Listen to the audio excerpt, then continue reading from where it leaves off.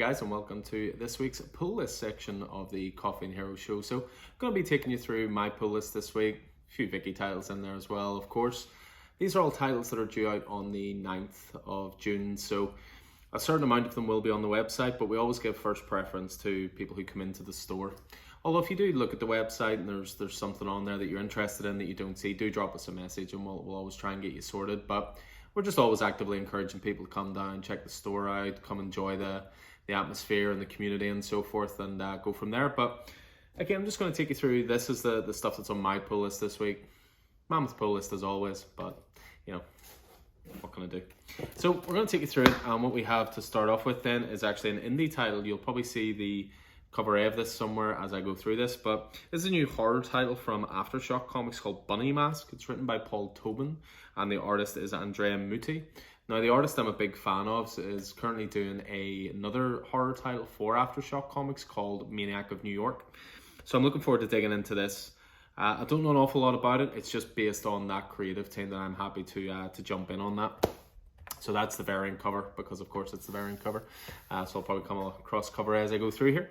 Next up, speaking of variants and cover A's, we have American Vampire 1976. So we're up to issue 9 of this now. This is going to be a 10-issue series in total.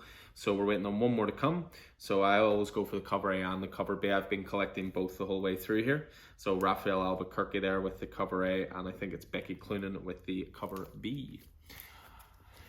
Next up is actually from last week, but it's part of my pull list this week because I didn't have enough copies last week. It's just issue 5 of Batcat, but I'm also collecting the Jim Lee variants on that as well. So, you know, great issue that was as well. Keep an eye out for the review show. Will be coming up in the next day or two, because that'll definitely be being talked about. Next up, we have Batman the Detective. So we're up to issue 3 now of Tom Taylor and Andy Kubert's European Batman adventure. So I've been digging that so far. So issue 3 of 6 there. Next up, we have Batman Urban Legends. So this is the anthology Batman tale that has stories spanning Red Hood, which is by Chip Zdarsky and Eddie Barrows. You've got the next part of the Grifter storyline, which is written by Matthew Rosenberg. And in this one, you're also going to get some stories on Batwing and Tim Drake as well. So I'm really enjoying the anthology format of this and getting different stories each time. But the standout for me anyway is definitely that Chip Zdarsky penned Red Hood story so far. Next up, we have Challenge of the Super Sons. So this is written by Peter J. Tomasi. This was a title that was originally digital first. So I think the digital copies of this have been available for a little while, but we're now hitting print with this. And this is a really cool little title.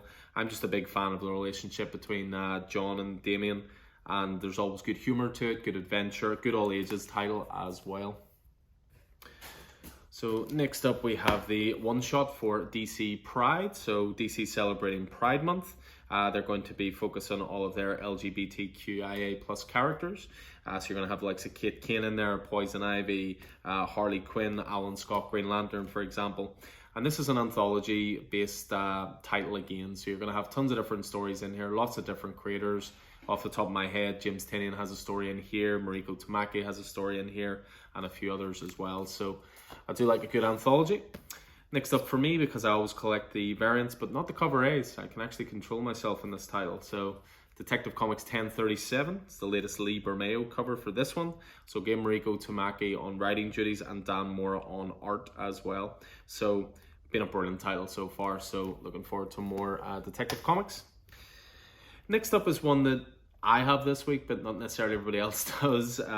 We unfortunately had a little bit of an issue this week. A box arrived damaged, and I'm never shy about sending copies back if they're not, you know, in the best possible condition when they arrive.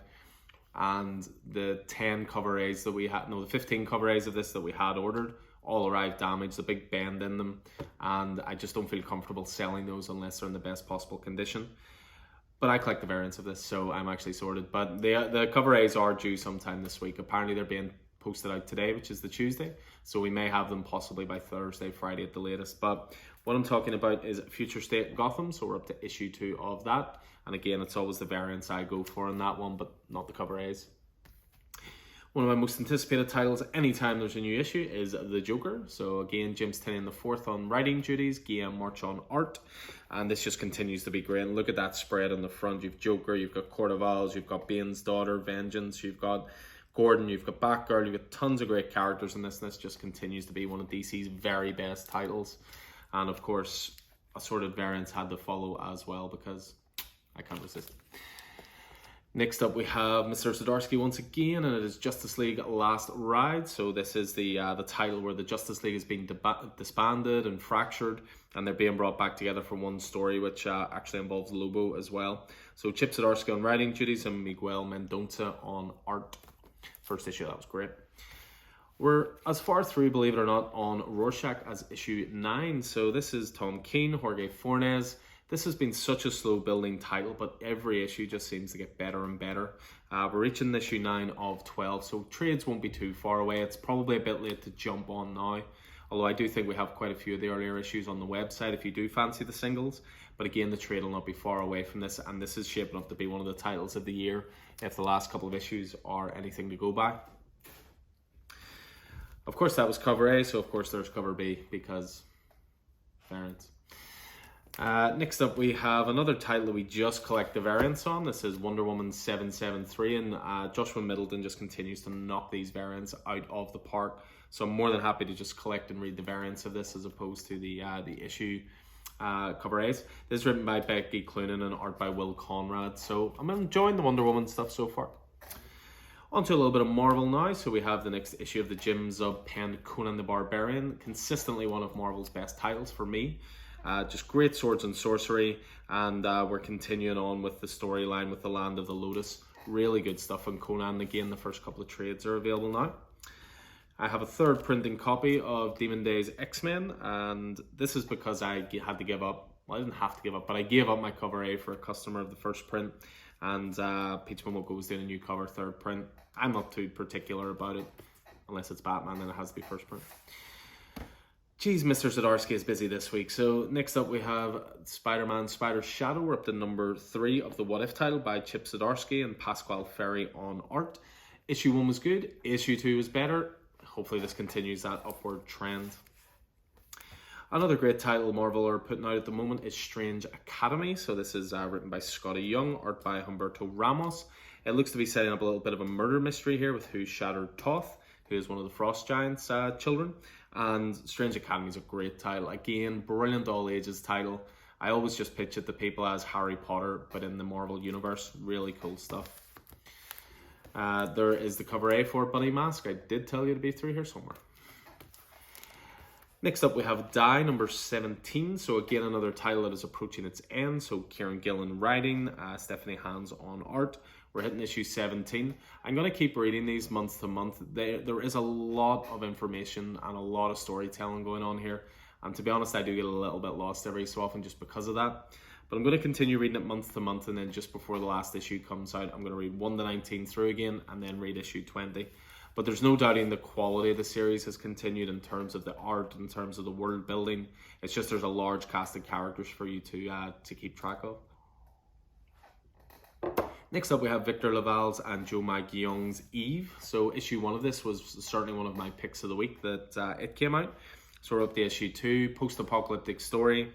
Instead of some muscle-bound, capable man being the last man on Earth or something like that, it's an 11-year-old girl. So really cool idea for that one, and some really good world building in the first issue. I promise we're sort of almost through my film. Next up we have Freak Snow. So this was one that I recommended through the previews board. This is a small print from Behemoth Comics, who recently did the You Promised Me a Darkness title. They did the adaptation of A Girl Walks Home Alone at Night. And this looks to be another sort of dark horror survival title, written by Kevin Rodatelli and art by Rob Cannon. So I just thought the blurb for this sounded really, really good. So I'm looking forward to tucking into that. Then we have Geiger from Jeff Johns and Gary Frank. We're up to issue 3 of this. Again, one of the best titles I think Image are putting out at the moment. I believe it's only solicited for 6 issues. So again, trade won't be too far away. But again, I think there's issue 1s and 2 on the website. Another great title that we have been very much enjoying. This again was a pick of the week on the podcast. So there was The Good Asian. So we're up to issue 2 of this for Pontek Pichetshote's title. You know, Chinatown set, noir story set, around World War II. Brilliant adult noir storytelling. So looking forward to issue 2 of that. Again, anyone that listens to the pod, a title I've been really pushing, and I'm really looking forward to this hitting trade so I can push it a little bit more. This is Guillaume March's Carmen, which is just absolutely brilliant. All about this angel who's trying to usher someone through to the afterlife, but they're not quite ready to leave their previous life, I suppose, at this point, behind.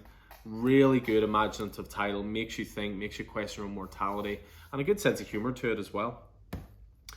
I'd mentioned before with Bunny Mask, looking forward to that because of the artist Andrea Muti. Well, this week also has a new issue of Maniac of New York. So same again, this is the Elliot Collins penned and Andrea Muti drawn. Essentially, Jason Takes Manhattan. Just a lot of fun. If you're a fan of slasher movies, you'll enjoy that. Another guilty pleasure so far has been Marjorie Finnegan, Temporal Criminal. So this is another AWA title, going to be 8 issues. We're up to issue 2. This is written by Garth Ennis with art by Goran Zudzuka. And again, just really fun storytelling. Very much an adult title. You know, some lewd humor in it. Some good world building. And again, I think issue 1s are on the website as well as issue 2s. Also have Orcs, which has been a really good all ages title. Been really enjoying this as well, where it's a title where essentially orcs are painted as the good guys instead of the bad guys.